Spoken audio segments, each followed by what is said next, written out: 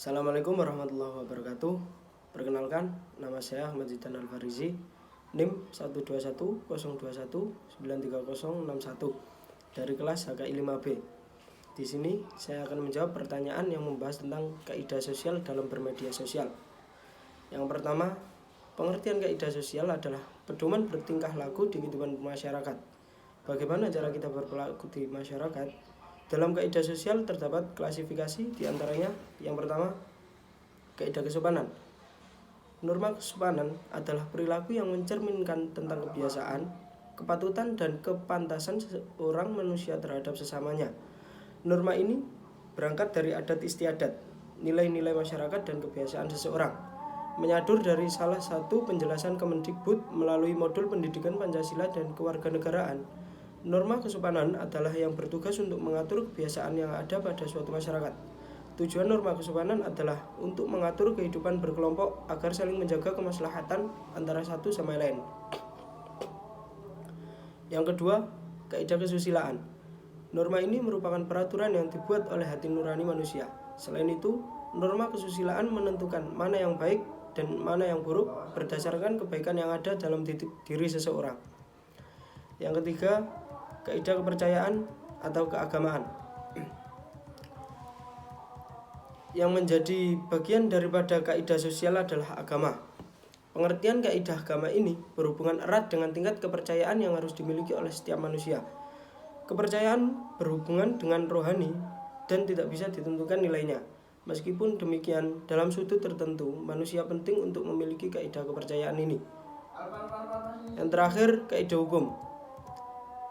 Media sosial telah menjadi bagian yang tak dapat terelakkan bagi para penggunanya. Melalui medsos, kita dapat berbagi pesan melalui tulisan, audio, maupun video. Media sosial pun memiliki aturan atau norma-norma yang harus kita taati, bahkan menimbulkan konsekuensi hukum. Media sosial menjadi ruang terbuka, yang bagi siapa saja dapat mengaksesnya, meskipun terdapat ruang-ruang tertutup, tetapi tetap saja terdapat celah dalam mempublikasikannya.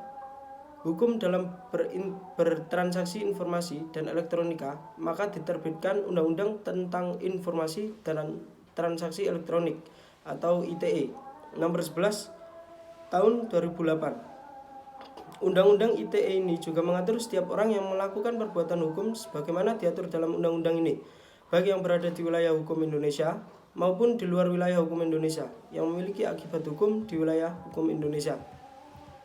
Menjawab soal yang kedua, contoh dari kaidah tersebut, yang pertama yakni kaidah kesopanan.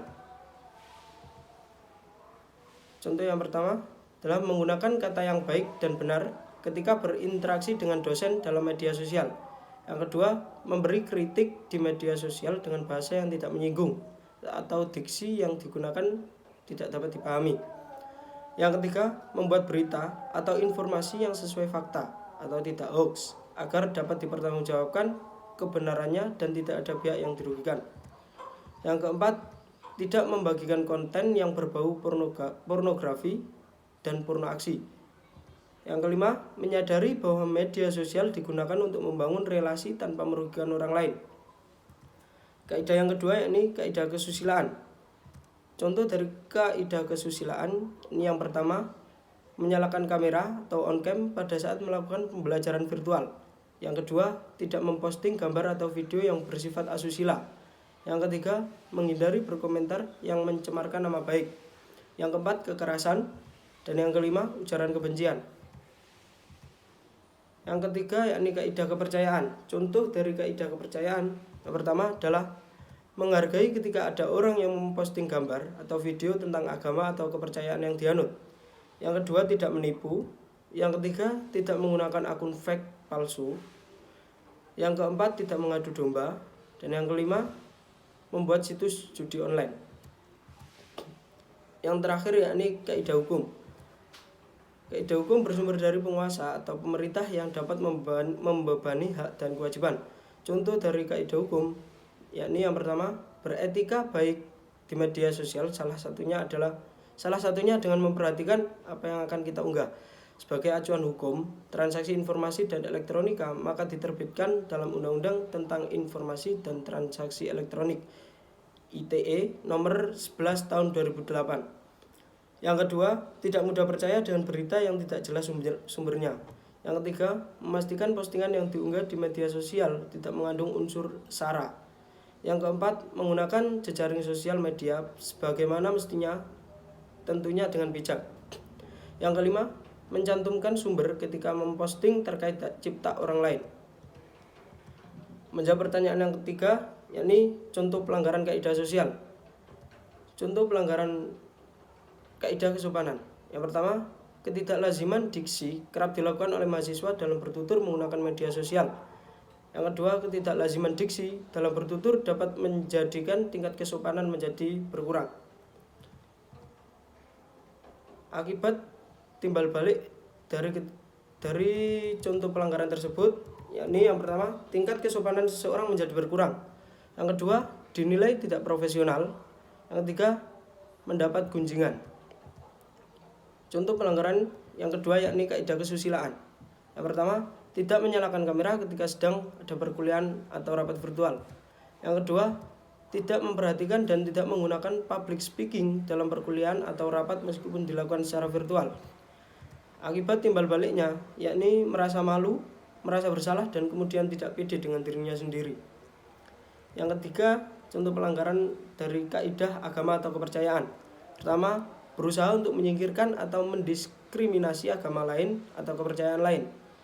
Dua, tidak bersikap toleransi. Yang ketiga, menutup diri dan menolak relasi dengan orang beda agama atau kepercayaan. Akibat timbal balik dari pelanggaran tersebut adalah dinilai orang lain egois dan fanatisme atau angkuh. Contoh pelanggaran dari kaidah hukum. Yang pertama, dengan mudah mengunggah posting mengandung unsur sara. Yang kedua, tidak mencantumkan sumber hak cipta sehingga menyebabkan copyright. Akibat timbal balik dari contoh pelanggaran tersebut adalah terjerat kasus pelanggaran ITE dan terjerat kasus perlindungan hak cipta. Menjawab soal yang keempat, pengalaman saya dalam berkaidah sosial di media sosial, yakni saya berkomitmen untuk mendahulukan otak daripada jari saya. Dalam artian, saya harus sebisa mungkin untuk memikirkan dulu apa yang akan saya ketik di media sosial. Selain untuk menjaga kata-kata saya agar tidak menyakiti hati orang lain, juga mempertimbangkan apakah karya yang akan saya sampaikan ini bermanfaat bagi orang lain. Menjawab pertanyaan yang kelima, yakni ajakan dalam bermedia sosial. Ada baiknya kita tidak menyebarkan informasi-informasi yang berhubungan dengan suku, agama, dan ras, dan pornografi di jejaring sosial. Sebarkanlah hal-hal yang berguna, yang tidak menyebabkan konflik antar sesama pada situs jejaring tersebut. Hindari mengupload foto-foto kekerasan, seperti foto korban kekerasan, korban kecelakaan lalu lintas, maupun foto kekerasan lainnya. Mungkin itu saja yang dapat saya sampaikan. Kurang lebihnya saya mohon maaf. Wallahu muwaffiq ila aqwamit thoriq. Wassalamualaikum warahmatullahi wabarakatuh.